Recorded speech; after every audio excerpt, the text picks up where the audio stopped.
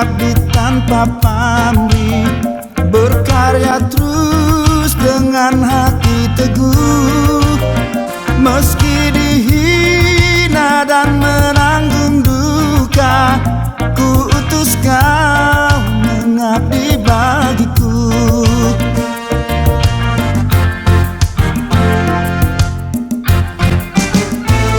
Ku utus kau membalut yang terluka, menolong jiwa syarat berkeluh, menanggung susah dan derita dunia. Ku utus kau berkorban bagiku.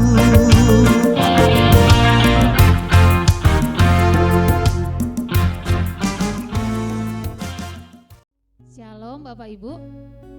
Sebelum mulai ibadah, mungkin masih ada yang di luar, boleh silakan masuk anak-anak. Untuk ketertiban selama ibadah, mohon mengingatkan kembali HP-nya di silent atau di nada getar supaya tidak mengganggu ibadah kita. Lalu mohon juga untuk anak-anak boleh duduk tenang bersama mama papa ya, supaya kita ibadahnya bisa berjalan lancar ya. Baik Bapak Ibu, seperti biasa kalau saya MC biasanya suka ini ya, icebreaker dulu, kita olahraga dulu sedikit ya. Oke Bapak Ibu, kita mau icebreaker sebentar ya. Jadi kita akan bersalaman, tapi bukan salaman kayak tadi nih. Tadi kan bilang selamat pagi pakai tangan. Sekarang kita mau pakai ala sneakerhead. Jadi sneakerhead itu kalau salaman ya atau ketemu sama orang, dia itu biasanya minta tolong deh Hesra berdiri dulu. Dia pakai kaki gitu ya, jadi gini. Kaki kanan nyentuh kaki kanannya lawan kita, jadi gini. Halo, selamat pagi, nah gitu ya. Halo, selamat pagi harus sentuh. Jadi saya mau minta kita semua sentuh kaki orang. Halo, selamat pagi gitu ya. Gitu ya. Nah, minimal 5 orang ya. Minimal 5 orang. Harus berkeliling, kita mah kayaknya bisa semuanya juga, udah cuma 1, 2, 3, 4, 5, 6, 7, 8, 9, 10. Ya sekitar 16 orang kayaknya ya. Oke, siap, kita mau kasih salam halo selamat pagi atau selamat hari Minggu, tapi pakai gini ya. 1, 2 gitu ya. Nggak bersentuhan tangan, oke? Ayo silakan berkeliling semuanya, ayo. Halo selamat pagi gitu ya.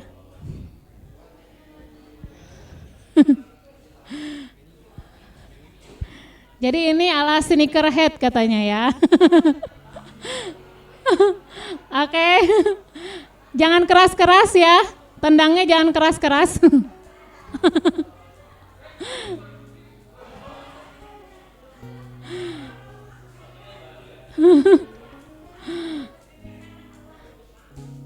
Oke. Sudah kebagian belum? Sudah semua, yang di luar kayaknya belum ya. Yang di luar udah belum ya? Selamat pagi, oke. Puji Tuhan ya, kita bersyukur. Baik, silahkan duduk Bapak Ibu.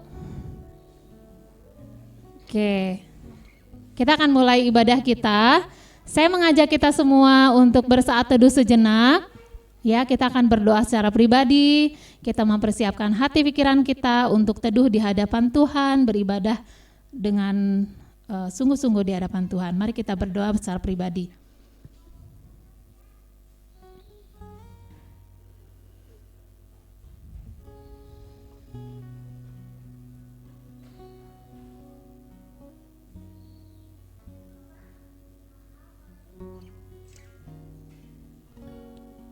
Tuhan, terima kasih Tuhan.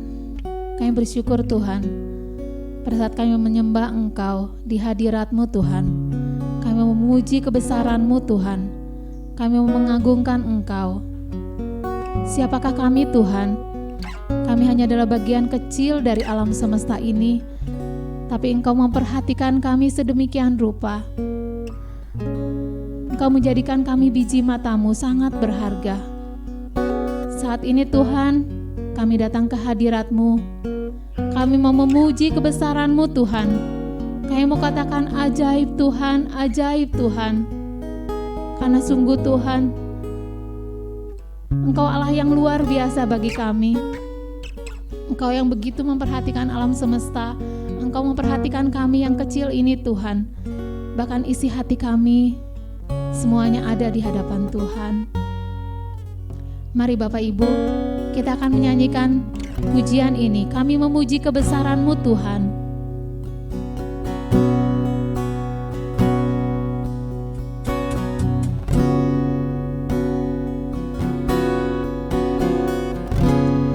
Kami memuji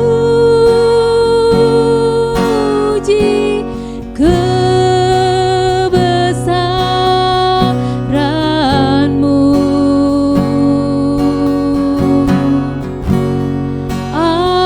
ajaib Tuhan, ajaib Tuhan.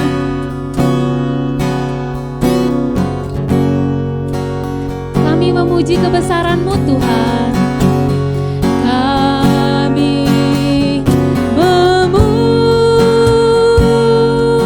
memuji kebesaran-Mu,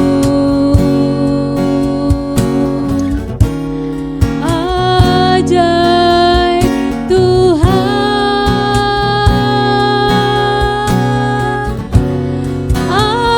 ajaib Tuhan. Mari saya undang Bapak Ibu bangkit berdiri. Kita katakan kami memuji kebesaran-Mu.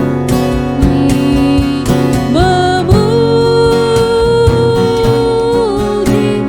kebesaran-Mu, sembah Dia. Kami memuji kebesaran-Mu Tuhan, ajaib Tuhan, ajaib Tuhan,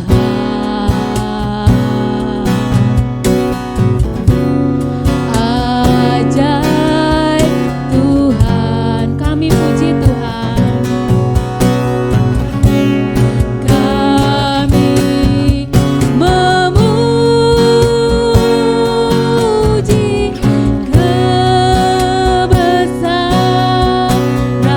kebesaran-Mu, ajaib Tuhan, ajaib Tuhan, ajaib Tuhan, ajaib Tuhan,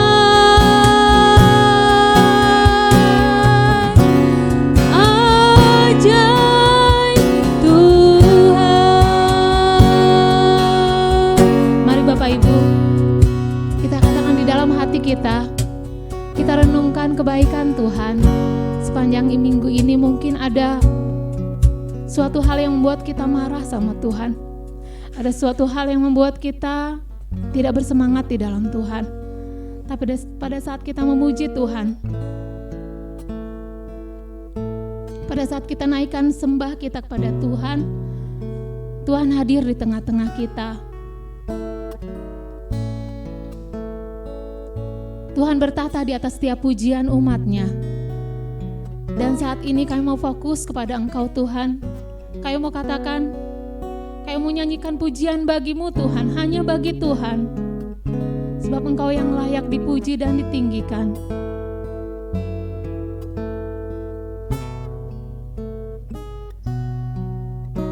Kita katakan nyanyi pujian bagi-Mu Tuhan. Nyanyi pujian bagi-Mu Tuhan, pujian bagi-Mu Tuhan, nama-Mu besar dan layak dipuji.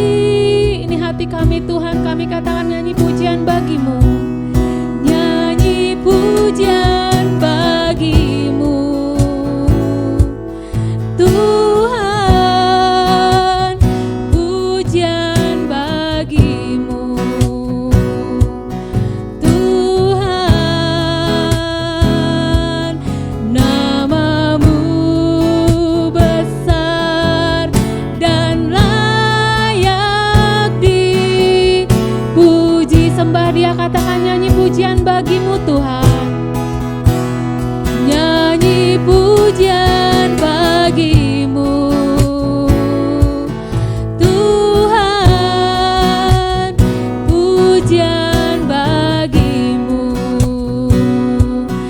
Tuhan. Namamu besar dan layak dipuji.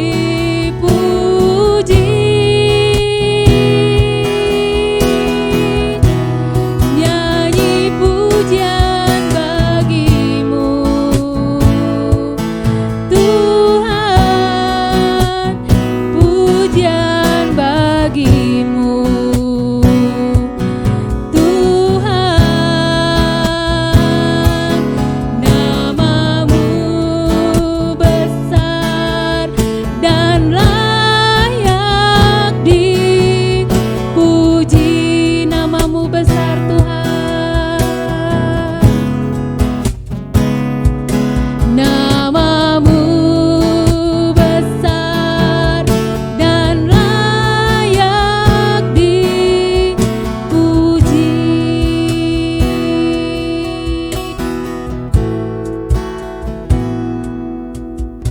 Yang akan dibawakan oleh hambanya.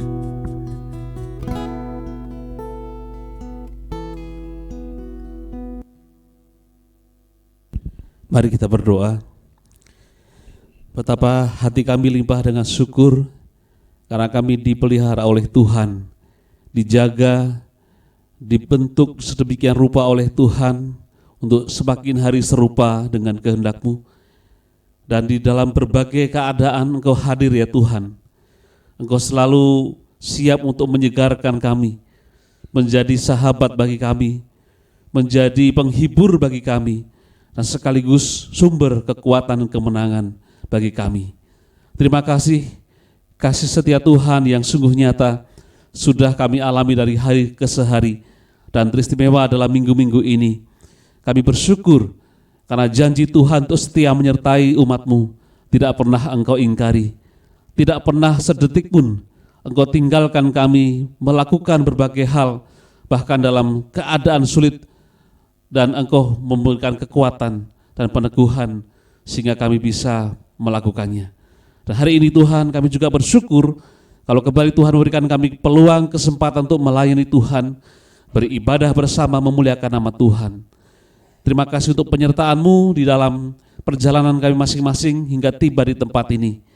Dan saatnya bagi kami tiba untuk memuliakan nama Tuhan bersama-sama. Kiranya Roh Kudus menyertai seluruh rangkaian ibadah kami ini, hadir dan memberikan penghiburan kekuatan bagi setiap kami, melawat kami ya Tuhan, sehingga rangkaian ibadah kami dari awal sampai akhir boleh berjalan dengan lancar seturut dengan kehendak-Mu, dan segalanya tertuju untuk kemuliaan nama Tuhan. Berkati seluruh rangkaian acara kami dari awal sampai akhir ya Tuhan, karena kami mengalaskan seluruh peribadahan kami ini di dalam nama Bapa, Anak, dan Roh Kudus. Amin.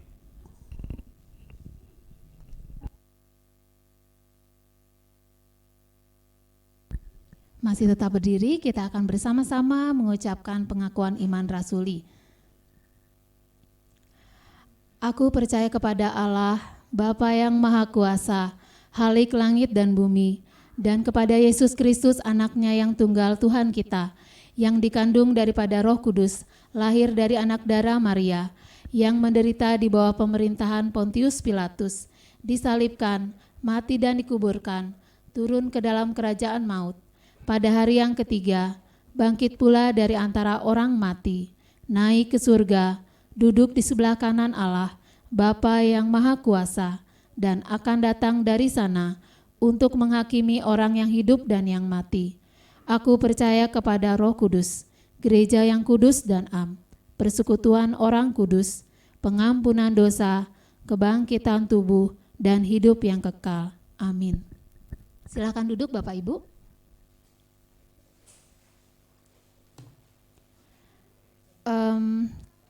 Nyanyian kemenangan iman ini ada sesuatu yang unik ya. Ada kisah di balik lagu dari masing-masing nyanyian kemenangan iman. Pada waktu saya membaca di lagu ini ya, sejarah lagu yang akan kita nyanyikan, Jam Bersembahyang, itu ada kisah yang unik. Jadi pengarangnya itu namanya William W. Walford, yaitu pengkhotbah awam yang tidak dikenal ya dan buta. Tapi dia itu punya satu kerinduan gitu. Dia punya jam ibadah, jam berdoa yang sungguh-sungguh di hadapan Tuhan. Pada suatu saat dia menulis suatu puisi. Dia seorang yang buta gitu, tapi dia menulis suatu puisi. Terus udah gitu dia bertemu dengan seorang pendeta namanya Thomas Salmon. Dia minta untuk menuliskan notasi musik ini. Dia merindukan bahwa setiap orang yang mendengar lagu ini mendapatkan suatu berkat ya. Bahwa ada suatu hubungan yang sangat erat pada saat kita berdoa, pada saat kita menyembah Tuhan di dalam doa kita gitu ya. Dan ini menantang kita sebagai orang percaya bahwa pada saat kita berdoa bersembahyang pada Tuhan dimanapun kita berada, kita menyediakan waktu yang khusus bersama dengan Tuhan. Karena itu saat ini kita mau sediakan waktu yang khusus, jam yang khusus untuk kita bersembahyang adalah waktu yang paling indah hubungan kita dengan Tuhan. Kita akan nyanyikan pujian ini, Jam Bersembahyang yang Teguh.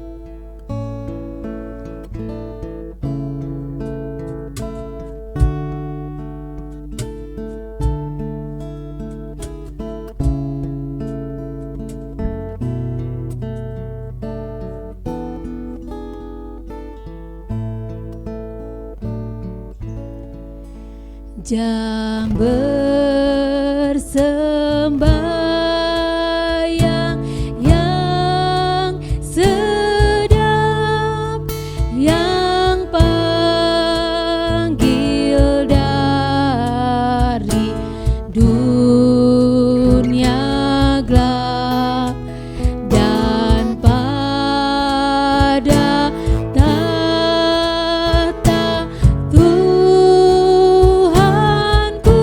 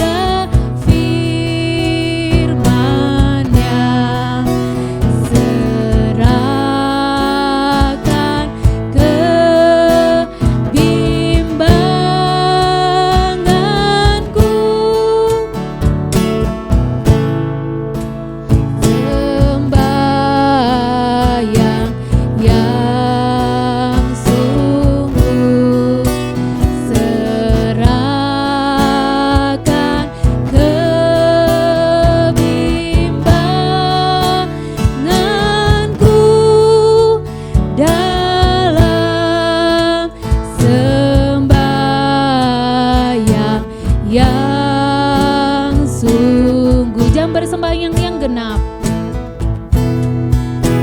Jam bersembahyang yang genap, hiburkan hati yang tetap sampai dipanggil ke surga beserta Tuhan ke seberang. Tubuhku terus ditinggalkan, pahalaku dikurniakan, bersorak dan terangkatlah ke tempat suci. Senang bersorak dan terangkatlah ke tempat suci yang.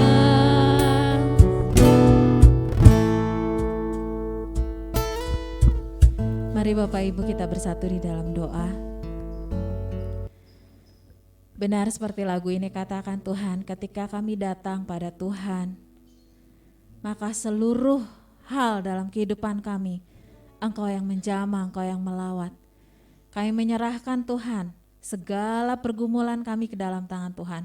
Engkau yang mengetahuinya Tuhan satu persatu, segala kelemahan pada tubuh kami, segala kesesakan yang terjadi dalam permasalahan kehidupan kami, segala hal yang menjadi beban hidup kami Tuhan, kami mau tanggalkan itu di hadapan Tuhan. Kami mau serahkan itu kepada Tuhan, karena kami percaya Engkau yang memegang seluruh kehidupan kami Tuhan. Engkau yang menyertai kami dari awal sampai akhir kehidupan kami nanti. Dan kami percaya rancangan-Mu Tuhan membawa suatu rancangan yang penuh damai sejahtera dalam kehidupan kami masing-masing. Kami percaya Tuhan, belas kasih-Mu juga ada atas bangsa kami Tuhan. Betapa Engkau mencintai bangsa ini Tuhan, sehingga sampai saat ini Engkau masih memelihara bangsa ini. Kami bersyukur kami boleh ada di antara bangsa ini Tuhan. Kami mau berdoa di dalam nama Tuhan Yesus. Engkau yang memimpin bangsa ini menjadi bangsa yang semakin memuliakan nama Tuhan. Engkau yang menolong pemimpin kami Bapak Joko Widodo sebagai presiden. Engkau yang memberikan hikmat-Mu atas beliau Tuhan. Engkau yang memberkati dia dalam menjalani setiap tugas-tugas tanggung jawab yang harus dikerjakan. Supaya sungguh setiap hal yang dikerjakan itu boleh menjadi suatu hormat kemuliaan buat nama Tuhan. Memberkati bangsa ini. Bahkan kami sebagai bangsa Indonesia Tuhan, kami boleh mendukung setiap pemerintahan kami yang ada. Kami enggak malah ikut-ikutan memberontak Tuhan, tapi kami boleh berdoa, senantiasa tekun berdoa mendukung bangsa ini, mendukung pemerintahan kami supaya bangsa ini boleh bergerak ke arah yang lebih bagus lagi Tuhan. Engkau yang memberkati perekonomian yang ada. Kami tahu Tuhan saat ini kondisi semakin sulit, harga-harga semakin mahal, semua pada naik. Tapi kami percaya Tuhan, Engkau yang akan mempercukupkan segala sesuatu apa yang menjadi kebutuhan kami. Engkau yang akan menyediakan segala sesuatunya. Bahkan Engkau yang akan memberkati bangsa ini Tuhan dengan segala hal yang terjadi di bangsa ini. Itu boleh membuat kami semakin kuat dan semakin taat beriman kepada Tuhan. Kami menyerahkan juga untuk kesehatan bangsa ini Tuhan. COVID yang saat ini masih muncul dengan varian-varian baru. Kami mau berdoa biar kiranya Engkau yang memberikan imun tubuh yang kuat buat setiap kami semua Tuhan dalam menjalani aktivitas kami, dalam menjalani kegiatan kami. Untuk anak-anak kami yang sudah mulai sekolah full 100% sekolah, biar Engkau juga yang menjagai melindungi mereka Tuhan. Di sekolah, di dalam mereka bergaul dengan teman-teman mereka, Engkau yang mengawal memelihara mereka. Sehingga sungguh Tuhan melalui kesehatan, melalui kekuatan yang Tuhan berikan, kami juga boleh memuliakan nama Tuhan. Kami mau berdoa juga saat ini Tuhan untuk setiap jemaat Tuhan yang lansia, yang oma-oma Tuhan, mari Engkau yang memberkati mereka Tuhan dalam masa tua mereka.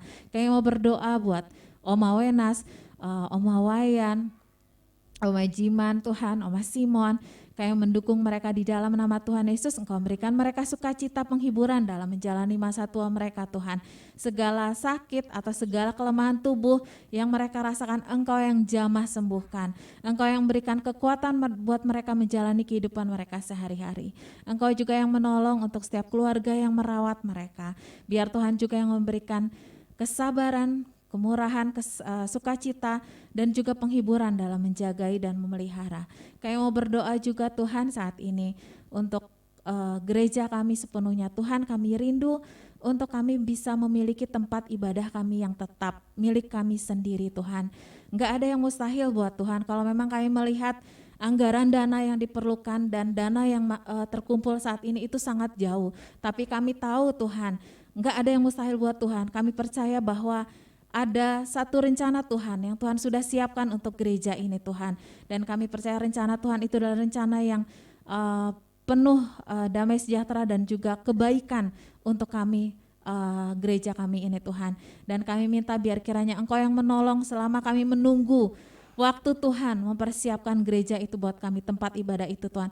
Biarlah Engkau yang menolong kami untuk kami tetap memiliki iman yang teguh dalam Tuhan, tetap memiliki kesehatian, kekuatan untuk kami sama-sama tetap semangat melayani Tuhan, tetap membangun pelayanan yang ada sehingga sungguh kelak ada banyak jiwa-jiwa baru lagi yang boleh dimenangkan Tuhan di gereja ini. Terima kasih Bapak, kami menyerahkan gembala sidang kami Bapak Pendeta Andreas Waluyo, Engkau yang memberikan beliau hikmat akal budi yang daripadamu, sehingga sungguh Tuhan apa yang boleh beliau usahakan layani di tempat ini itu boleh menjadi satu hal yang menjadi perkembangan untuk gereja ini Tuhan. Terpuji namamu Bapak, kami menyerahkan untuk setiap jemaat kami kalau memang ada yang mengalami kelemahan tubuh, biar kiranya Engkau yang memulihkan, menyembuhkan. Kami kalau memang ada yang mengalami kesulitan Tuhan dalam permasalahan kehidupan, Engkau juga yang menolong Tuhan. Terima kasih Bapak, kami menyerahkan Tuhan seluruh doa kami, beban hidup kami ke dalam tangan Tuhan, hanya di dalam nama Tuhan Yesus. Amin. Puji Tuhan, terima kasih untuk kasih Tuhan, dan kita percaya bahwa Allah menjawab setiap doa-doa kita. Baik Bapak Ibu, kita akan memberikan yang terbaik untuk Tuhan, kita akan memberikan persembahan kita. Sambil persembahan dijalankan, kita akan menyanyikan satu nyanyian dari nyanyian Kemenangan Iman, Hitung Berkat-Mu.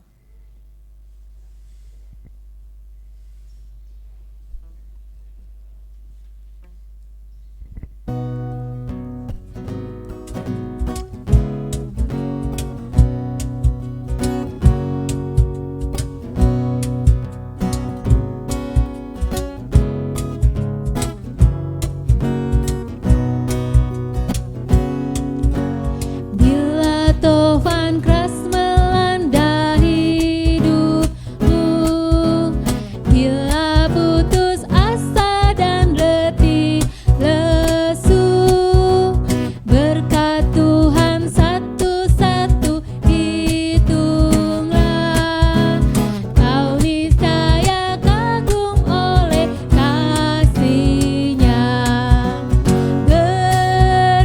Tuhan mari hitung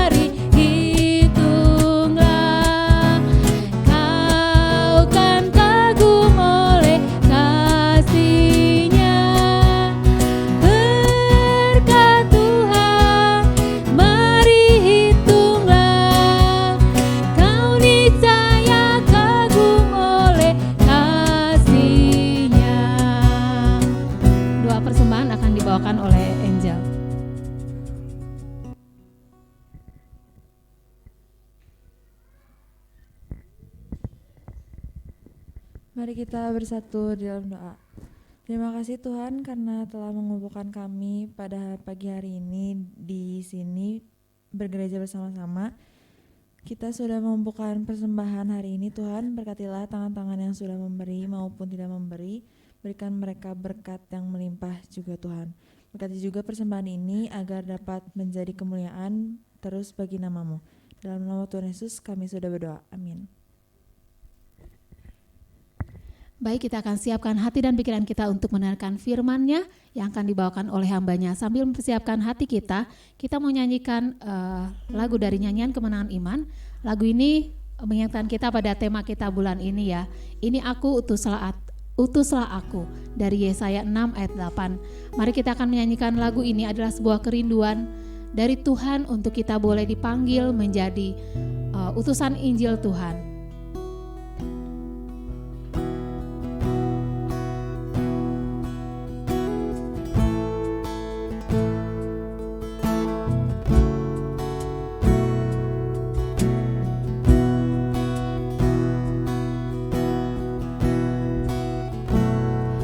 Tiap hari ribuan jiwa binasa dalam dosanya, sebab tak kenal Kristus, tersesat tanpa harapan, melangkah dalam kegelapan menuju neraka, menuju neraka. Hai tolong segera jiwa yang sesat terhilanglah. Hai tolonglah segera, muhabis hampilah. Saya undang Bapak Ibu bangkit berdiri. Hai mari bekerja giat mencari jiwa yang sesat, yang perlu ditolong. Ribuan perlu pembebas, darahmu telah bayar lunas. Jangan buang waktu, jangan buang waktu. Hai tolong segera jiwa yang sesat terhilanglah. Hai tolonglah segera, muhabis hampilah. Hai tolonglah, hai tolong segera jiwa yang sesat terhilanglah. Hai tolonglah segera, muhabis hampilah.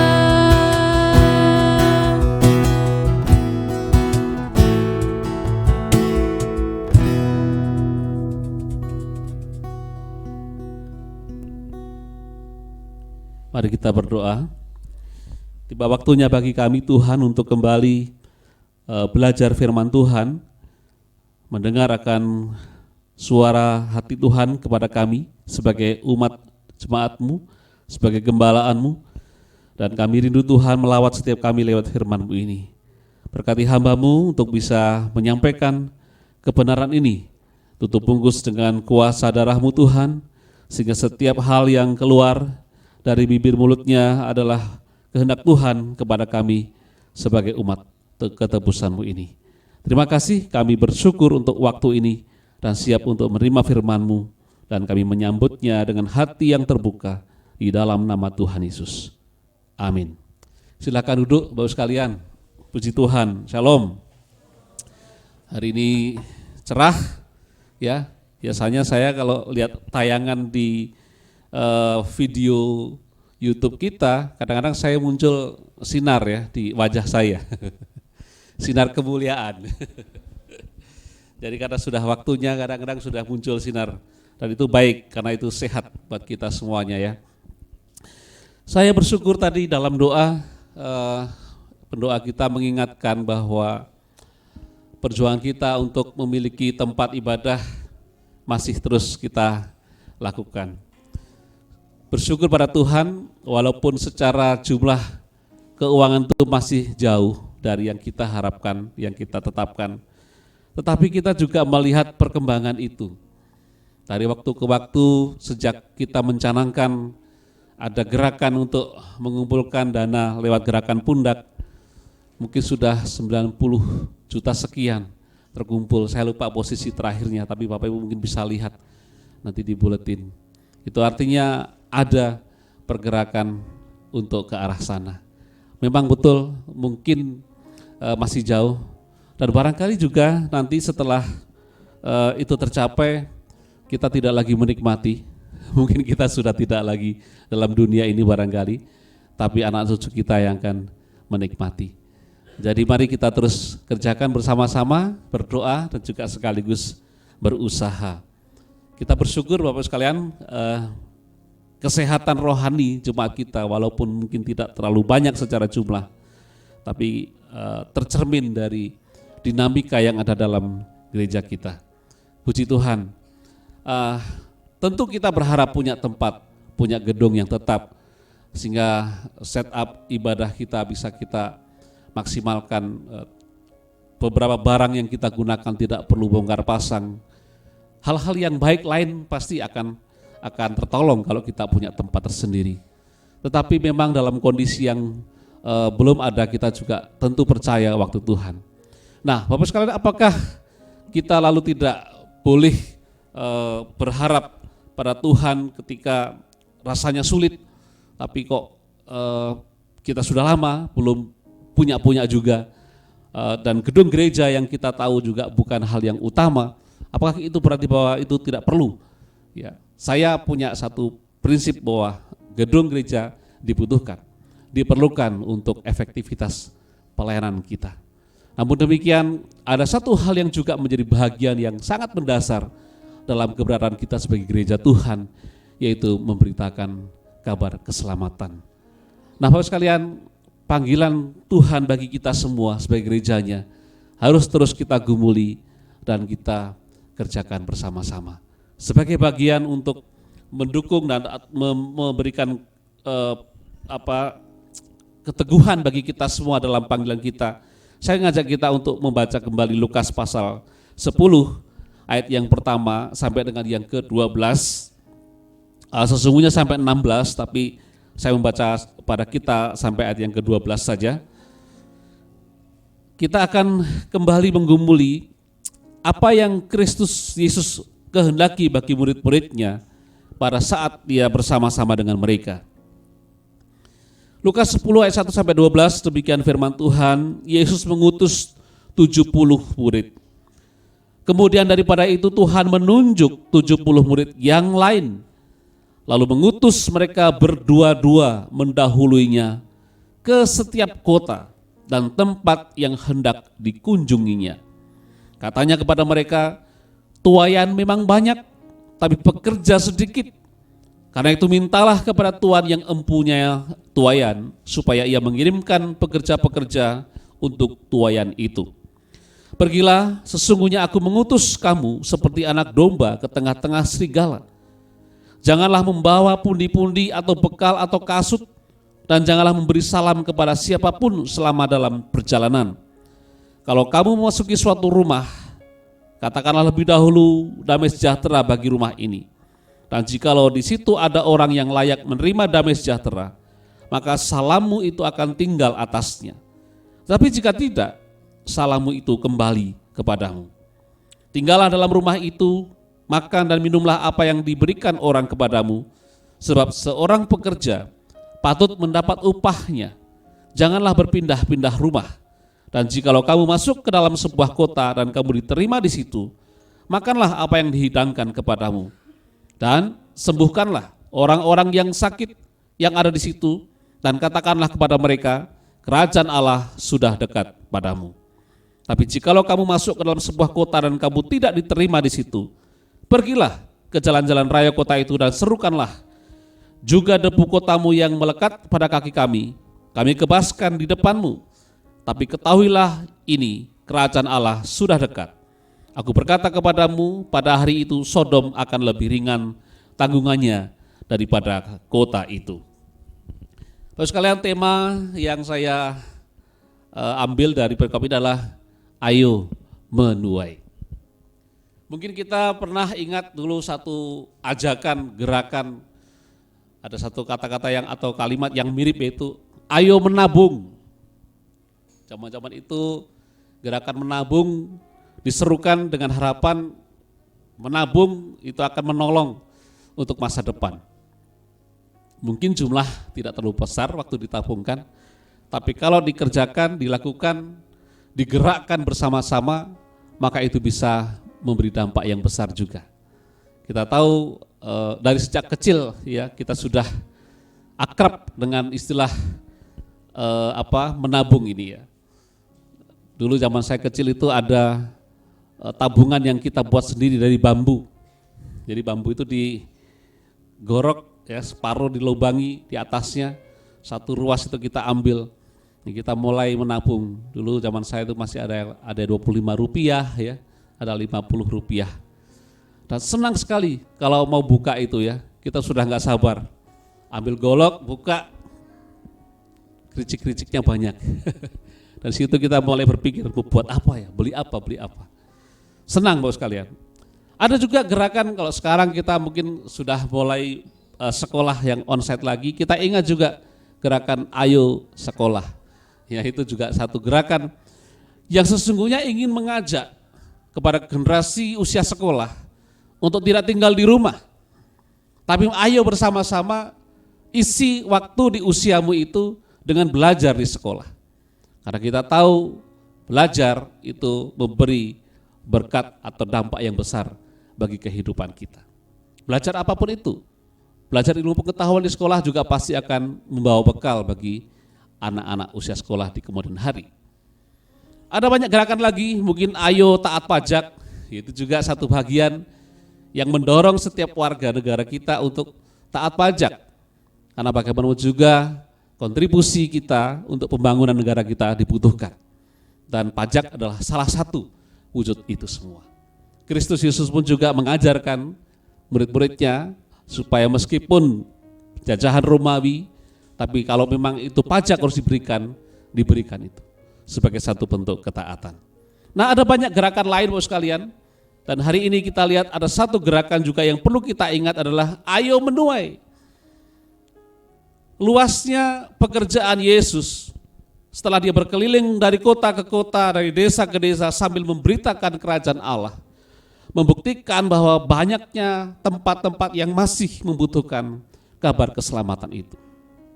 Bapak Ibu, kalau kita melihat bagian-bagian ini, maka saya akan mengajak kita merenungkan dua hal penting saja pada saat hari ini. Yang pertama adalah bahwa setiap murid harus bersegera bekerja.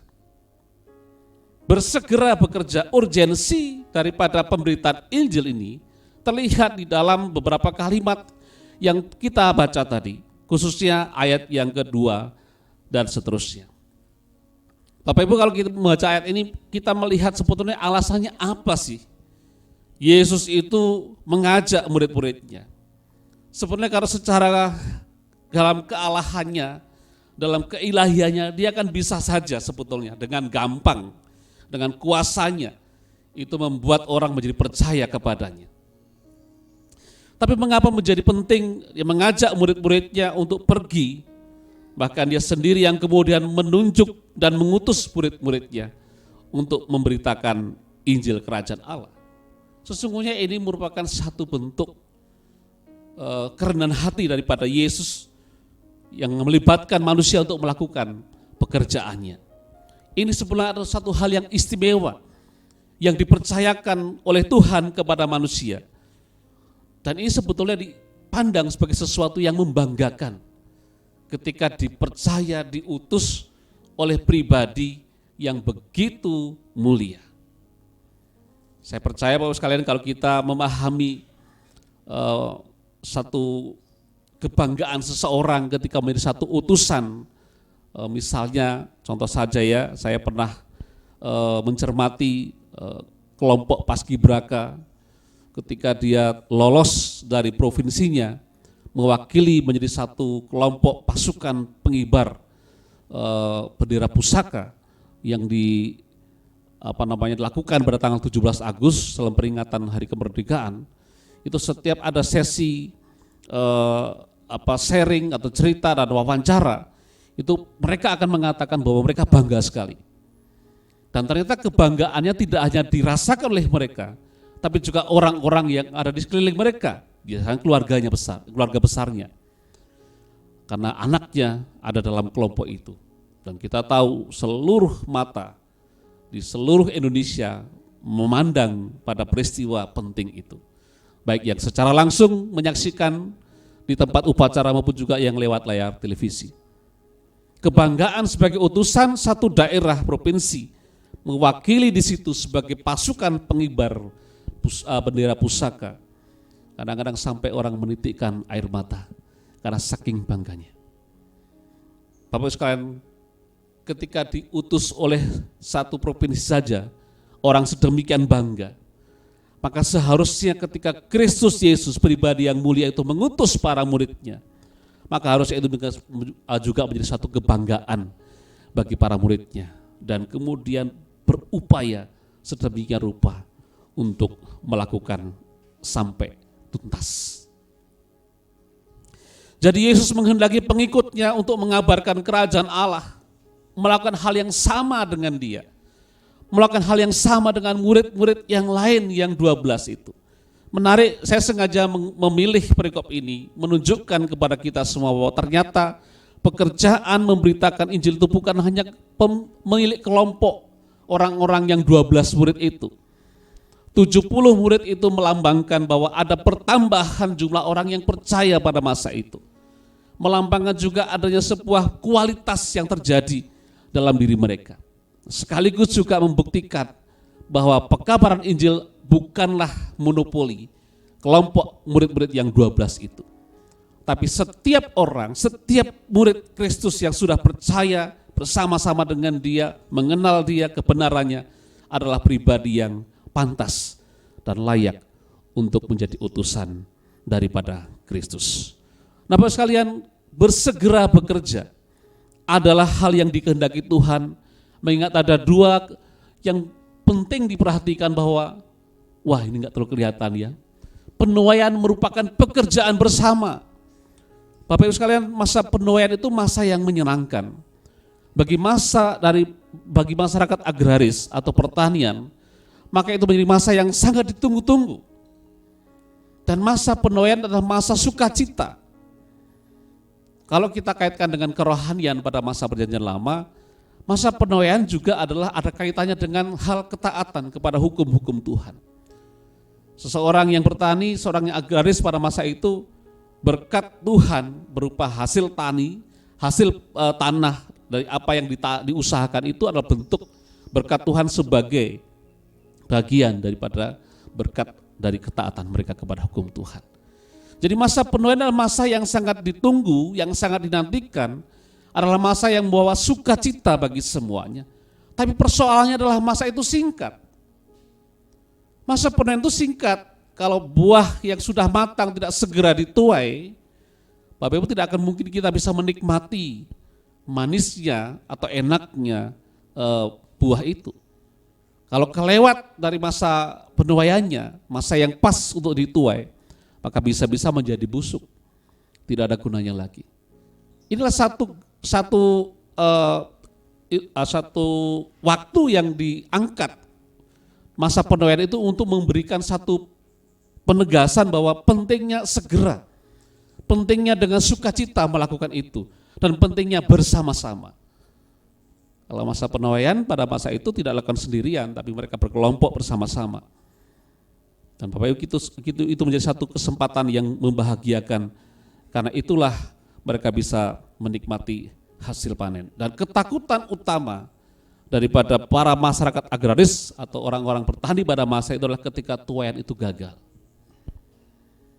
Jadi kita bisa bayangkan urgensi daripada masa penuaian itu begitu penting, sehingga ini menjadi satu waktu yang digambarkan, yang dipakai oleh Yesus untuk mengajarkan kepada para murid-muridnya.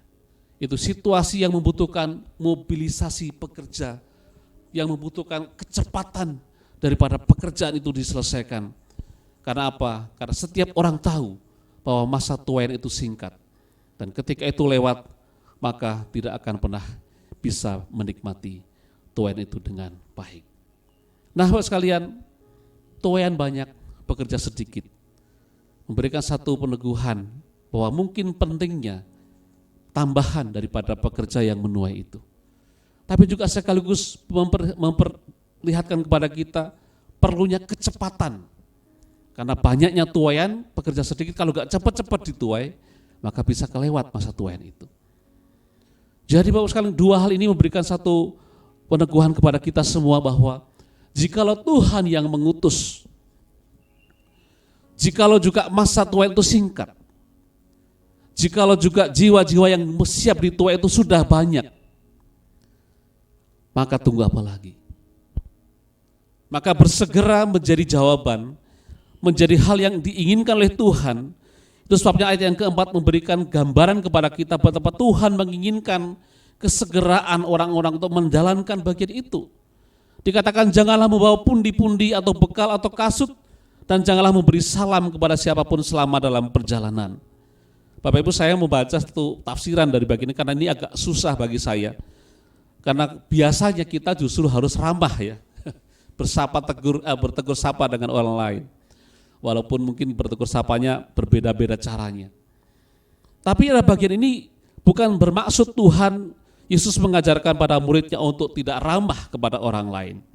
Tapi ada satu konsep yang diangkat daripada masa perjanjian lama, pada masa budaya pada saat itu, bahwa pada waktu itu sudah menjadi kebiasaan bagi orang-orang yang berkabung untuk tidak memberi salam kepada siapapun selama 7 hari pertama dari masa perkabungan mereka. Ayat yang kedua dari Ayub pasal 2 ayat yang ke-13. Ini sesungguhnya satu waktu yang ingin cepat-cepat diselesaikan dan bersungguh-sungguh dikerjakan, dan sekaligus penuh dengan satu pengharapan hanya kepada Tuhan. Makanya kalau kita membaca janganlah membawa pundi-pundi atau bekal atau kasut, tidak dimaksudkan bahwa orang tidak perlu itu. Bukan, tapi jangan itu menghalangi pekerjaan untuk bersegera pergi itu. Karena nanti ketika pergi, Tuhan itu menjadi sumber daripada pemenuhan atas bekal, atas kasut dan segala sesuatunya itu. Jadi ingin mengarahkan bahwa segeralah pergi. Janganlah dirintangi oleh pikiran-pikiran yang berkaitan dengan kebutuhan jasmani, kebutuhan-kebutuhan yang lainnya. Karena Tuhan menjadi sumber pengharapan, pemenuhan atas semua itu. Jadi konsep bersegera ini menjadi sangat penting, karena itulah yang urgen dikehendaki Tuhan bagi kelompok murid-muridnya. Dan tentu menjadi perhatian bagi kita adalah yang diutus adalah murid-muridnya. Inilah satu catatan bagi kita, tentu orang sebagai murid adalah orang yang sudah masuk ke dalam kelompok pengikut Yesus, sudah terima dia sebagai juru selamat secara pribadi, sudah juga mengerti tentang dasar-dasar ya, pengajaran Yesus, sudah juga menerima bekal selama kebersamaan belajar bersama dengan Yesus itu. Artinya tentu juga orang perlu membekali diri supaya tidak pergi dengan sembarangan saja. Tentu orang juga perlu memperlengkapi diri dengan hal-hal tentang hal penginjilan, tentang kabar keselamatan ini, supaya tidak salah juga di dalam menyampaikan Injil. Bersegera iya, tapi juga jangan serampangan. Jadi pesan ini sangat lengkap Bapak sekalian. Bersegera menjadi bagian yang pertama dalam panggilan kita sebagai murid-muridnya. Jikalau Tuhan yang mengutus, jikalau ini adalah masa sukacita, jikalau hal-hal yang diperlukan untuk penuaian itu Tuhan akan cukupkan, maka satu pertanyaannya, bersediakah kita melakukan penuaian itu? Yang kedua, dari bagian ini kita juga belajar bahwa setiap murid itu menyadari adanya suka duka dalam pemberitaan Injil. Bapak sekarang kita senang dengan satu istilah bahwa dalam dunia ini ada keadaan yang berpasang-pasangan atau benda yang berpasang-pasangan. Misalnya ada tinggi, ada yang rendah, ada gelap, ada terang, ada apa lagi ya? Ada mungkin ada yang manis, ada yang pahit, betul Pak. Terima kasih. Iya betul Oma. Ada yang cakep-cakep dan cantik, ada yang jelek. Jadi ada macam-macam Bapak sekalian ya. Ada pasang-pasangan. Nah, dalam dunia pekabaran Injil juga ternyata ada suka dan dukanya. Yang harus disadari, dipahami dari sejak awal. Supaya apa? Ketika itu terjadi, tidak lagi ada satu sungut-sungut di dalamnya. Tidak lagi ada satu sukacita yang berlebihan, karena itu sesuatu yang biasa-biasa saja sebetulnya.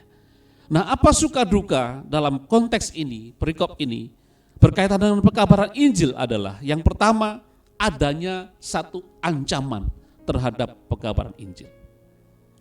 Itu sebabnya ayat yang ketiga memberitahukan kepada kita semuanya, pergilah, sesungguhnya aku mengutus kamu seperti anak domba ke tengah-tengah serigala.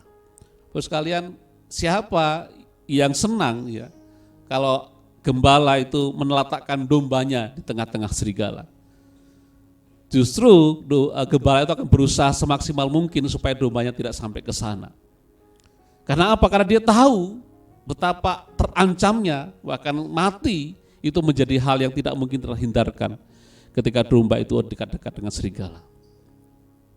Ini satu penjelasan kepada kita semua betapa orang yang mengabarkan Injil dekat dengan ancaman-ancaman yang bisa diterima oleh dia. Ini satu keadaan di mana musuh-musuh itu akan seperti serigala yang siap mencabik-cabik domba, siap menerkam domba, siap menghabisi domba itu. Sehingga sebetulnya ini satu pesan yang ingin menjadi perhatian muridnya supaya nanti ketika menghadapi satu ancaman seperti ini tidak lagi heran, tidak lagi mengatakan waduh ternyata susah juga menjadi pemberita Injil karena nyawa saya terancam. Ternyata sejak awal sudah diberitahukan oleh Allah tentang hal itu sehingga murid-murid harus memahami itu, menyadari itu. Pentingnya tahu supaya bisa mengantisipasi. Bayangkan serigala yang terus-menerus mencari, siap mencabik-cabik itu ada di dalam lingkaran domba yang sedang ada di tempat itu. Saya berpikir mungkin barangkali salah satu tempat yang seperti itu adalah lokasi-lokasi yang sering kita katakan jalur hijau. Ya, orang tidak begitu suka ketika ada orang percaya di situ. Apalagi ketika ada satu gerakan tentang berbagi kasih saja biasanya langsung dicurigai sebagai kristenisasi dan segala macam. Akan ditemukan ancaman-ancaman yang lain yang sulit dan bahkan nyawa menjadi pertaruhannya. Dan itu satu hal yang dipesankan oleh Yesus untuk diketahui oleh murid-muridnya. Yang kedua juga adalah persoalan dengan kebutuhan jasmani. Saya tadi sudah singgung bahwa kadang-kadang bekal, kantong, kekhawatiran itu menjadi penting, menjadi hal yang kemudian menghambat bagi para murid untuk pergi melakukan panggilannya. Siapa yang tidak khawatir dengan kebutuhan-kebutuhan jasmani kalau tidak tahu mau kemana perginya dan keadaan di sana seperti apa? Secara normal manusiawi akan ada kekhawatiran itu dan disadari oleh Tuhan Yesus. Makanya di pesan itu adalah bagian yang akan diberikan penyertaan Tuhan di dalamnya. Ada satu tanggung jawab Tuhan untuk menyertai mereka dan mencukupkan segala hal yang menjadi kebutuhan mereka. Bapak Ibu sekalian, kalau kita memperhatikan kehidupan gereja Tuhan yang berkaitan dengan panggilannya sebagai seorang pekabar Injil dan kehidupannya, saya bukan pekabar Injil yang full bergerak di dalam bidang ladang misi penginjilan ya. Saya menerima satu buku karena kita tuh langganan dari Momentum Readers Club, buku tentang sejarah perkembangan kekristenan Injil dari Eropa sampai di Papua. Ini salah satu yang disinggung di istilah CMA, ya, karena memang CMA adalah satu badan misi yang bergerak ke Papua juga, dan kita juga adalah ada di dalam lingkup itu. Saya membaca bahwa beberapa tokoh yang diangkat di dalam sejarah itu diceritakan bahwa tidak pernah mereka itu yang namanya boleh dikatakan nyaman dalam hidupnya. Para misionaris yang sudah meninggalkan kenyamanannya di sana itu pergi ke satu lokasi yang belum tahu mereka keadaan seperti apa dan ancamannya seperti apa, hadir di situ, hidup di situ, dan melayani di situ, memberitakan kabar Injil. Banyak persoalan yang ditemukan di situ dan terkait dengan kebutuhan juga mereka alami. Tapi faktanya mereka hidup. Itu membuat kita bertanya-tanya dan hanya satu jawabannya, yaitu kita diarahkan untuk melihat bahwa Tuhanlah yang bertanggung jawab atas hidup mereka. Mereka yang tadinya tidak bisa makan papeda misalnya gitu, menjadi bisa makan papeda. Mereka yang tadinya tidak bisa makan masakan yang dibakar saja, tidak dimasak seperti mereka, menjadi bisa makan. Itu artinya adalah kemampuan-kemampuan itu diberikan oleh Tuhan. Dan saya melihat itu satu bagian daripada pemeliharaan Tuhan bagi para misionaris yang pergi. Oh Bapak, banyak sekali cerita-cerita itu. Di dalam kisah khusus Gereja Kemah Injil, kalau Bapak Ibu membaca sejarah perkembangan Gereja Kemah Injil, ini ada di terbitan Kalam Hidup. Tapi saya menyampaikan karya Kristus di Indonesia, buku yang bercerita tentang sejarah perkembangan Gereja Kemah Injil di Indonesia, itu menceritakan juga perkembangan para misionaris yang luar biasa. Jadi janji Tuhan untuk menyertai mereka, untuk menjamin kehidupan mereka itu betul-betul tergenapi. Tantangan yang berikutnya selain persoalan kebutuhan jasmani, kekhawatiran tentang hal-hal yang berkaitan dengan kebutuhan hidupnya, selain juga ancaman yang tadi sudah kita baca, berikutnya adalah penolakan. Bapak sekalian, hal berikut yang Tuhan ingin murid-murid ketahui adalah bahwa dalam panggilan mereka sebagai murid yang menceritakan kerajaan Allah, adanya kemungkinan penolakan. Ayat yang ke-6 dan 10 memberikan pemahaman kepada kita semuanya. Jikalau di situ ada orang yang layak menerima damai sejahtera, maka salammu itu akan tinggal atasnya. Tapi jika tidak, salammu itu kembali kepadamu. Ayat yang ke-10, tapi jikalau kamu masuk ke dalam sebuah kota dan kamu tidak diterima di situ, pergilah ke jalan raya dan seterusnya. Itu artinya memang ada kemungkinan, bahkan sangat mungkin Injil itu ditolak. Penolakan harus dipahami bukanlah kegagalan daripada manusia. Penolakan terhadap Injil bukanlah kegagalan daripada para misionaris itu. Tapi memang sesuatu yang bisa terjadi dalam kemahatauannya. Allah sudah memberitahukan kepada para pemberita Injil bahwa memang akan ada orang-orang yang menolak Injil. Tetapi bagian yang lain juga ada orang yang menerima Injil. Bapak sekalian, suka duka dibukakan oleh Tuhan bagi para murid supaya mereka bisa tentu mengatur berbagai hal berkaitan dengan keadaan yang akan mereka jumpai. Tapi ada sukacita juga yang diberitahukan kepada para muridnya, yaitu bahwa meskipun penolakan, ancaman, tantangan itu terjadi, tapi berita, isi kabar keselamatan dalam Kristus Yesus itu tidak akan pernah bisa berhenti menyebar. Itu bahagian yang sangat membuat kita semua bersuka cita. Karena kita sering mendengar Injil ditolak di bagian yang satu tempat, tapi di tempat yang lain Injil dibukakan. Kita sering melihat, menyaksikan barangkali tayangan-tayangan kesaksian, walaupun harus kita juga hati-hati, karena kadang-kadang sharing tentang kesaksian di media sosial, tentang gelombang orang yang percaya, orang yang tidak percaya menjadi percaya Yesus itu perlu kita klarifikasi dulu, jangan juga serta-merta lalu percaya. Tapi artinya akan ada kelompok yang menolak, tapi kelompok juga yang menerima tidak sedikit. Dan tentu saja itu membuat orang-orang yang melakukan panggilannya ada dalam satu semangat bahwa siapa tahu orang yang kita ceritakan tentang Injil itu adalah orang yang dipanggil untuk percaya. Dan sukacita kita begitu besar ketika kita menemukan hal itu. Dan yang kedua yang menyukacitakan bagi kita sebagai para muridnya juga adalah tentang janji Tuhan untuk menyertai setiap murid-muridnya. Ayat yang ke-16 dari pasal 10 mengakhiri renungan kita hari ini. Barang siapa mendengarkan kamu, ia mendengarkan aku, dan barang siapa menolak kamu, ia menolak aku, dan barang siapa menolak aku, ia menolak dia yang mengutus aku. Kebersamaan Yesus membackup para pemberita Injil itu sangat nyata. Dia mengidentifikasikan dirinya seolah-olah dia bersama-sama, dan kalau menolak orang itu berarti menolak saya. Dan kalau menolak saya berarti menolak pribadi yang mengutus saya. Bukankah kesatuan ini memberikan satu sukacita, kebanggaan bagi kita karena kita tidak bekerja sendiri. Tapi Tuhan ada menyertai setiap pemberita-pemberita Injil.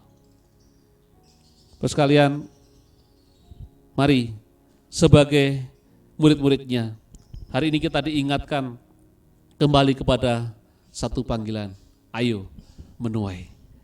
Penolakan terhadap pemberitaan Injil tidak akan pernah menghentikan pekerjaan Tuhan untuk terus-menerus Injil Tuhan disebar luaskan. Kita berdoa.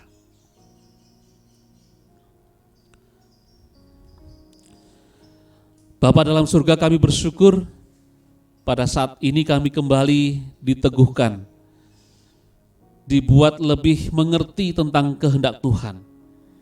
Bahwa ketika Engkau menghendaki kami sebagai murid-murid-Mu memberitakan Injil, maka kami adalah utusan-utusan-Mu. Kami adalah orang yang ditunjuk dan diutus oleh-Mu. Sekaligus kami juga adalah orang-orang yang dijamin oleh-Mu. Kami bersyukur karena Tuhan membukakan hal-hal yang mungkin terjadi ketika pemberitaan Injil itu dilakukan. Dan semua itu menjadi satu pengajaran kepada kami. Ketika ada ancaman, penolakan, kekurangan, hal-hal yang lain terjadi pada pemberita Injil, itu sesuatu yang sudah Tuhan nyatakan. Dan janji Tuhan untuk menyertai setiap pemberita Injil juga tidak akan pernah berhenti. Selalu Engkau ada dan membuat peneguhan demi peneguhan agar para utusan-Mu itu terus mengerjakannya dengan baik.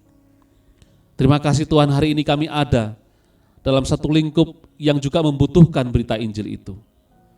Kiranya Tuhan mampukan kami, menolong kami untuk mengerjakannya. Sehingga kami sebagai utusan-utusan-Mu siap bergandengan tangan untuk menuai bersama-sama dengan Tuhan. Kami bersyukur juga untuk berkat Tuhan.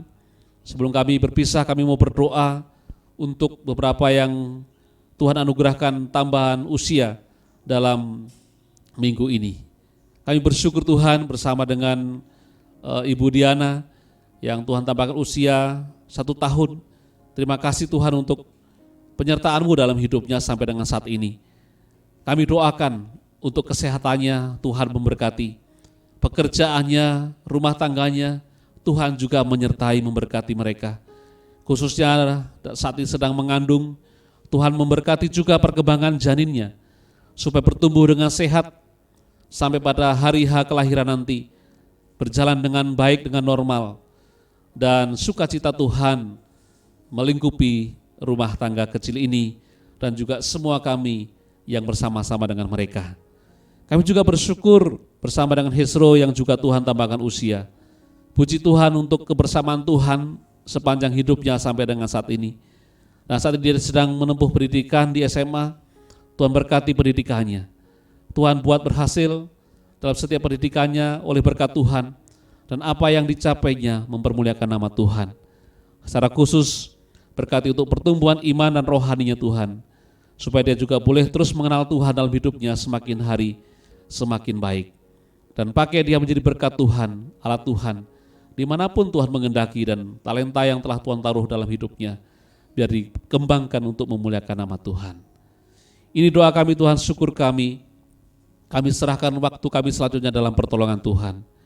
Jika sebentar kami akan berpisah, pulang ke rumah kami masing-masing, Tuhan berkati langkah perjalanan kami, hingga tiba di tujuan dalam kondisi yang baik, tidak kekurangan suatu apapun. Segala hal yang harus kami kerjakan sepanjang hari ini Tuhan juga menyertai, supaya semua terjadi untuk kemuliaan nama Tuhan. Jemaat Tuhan, saya undang kita untuk berdiri. Mari kita arahkan hati kita kepadanya. Kita menerima berkat daripada Allah Bapa kita. Kasih karunia dan damai sejahtera daripada Allah Bapa kita dan di dalam putranya yang tunggal Tuhan kita Yesus Kristus, kekuatan, penghiburan, penyertaan, sukacita di dalam Allah Roh Kudus menaungi menjadi milik kita semua dari saat hari ini hingga Tuhan datang kembali kelak yang kedua kalinya untuk menjemput kita sebagai saleh-salehnya. Haleluya. Amin. Terima kasih Yesusku, terima kasih Yesusku. Puji syukur hanya bagi Tuhanku. Terima kasih Yesusku, terima kasih Yesusku. Puji syukur hanya bagi Tuhanku. Puji syukur hanya bagi Tuhanku. Amin. Ibadah kita selesai, silakan duduk kembali dan mengambil saat teduh bersama-sama. Selamat hari Minggu, Tuhan memberkati kita semua. Amin.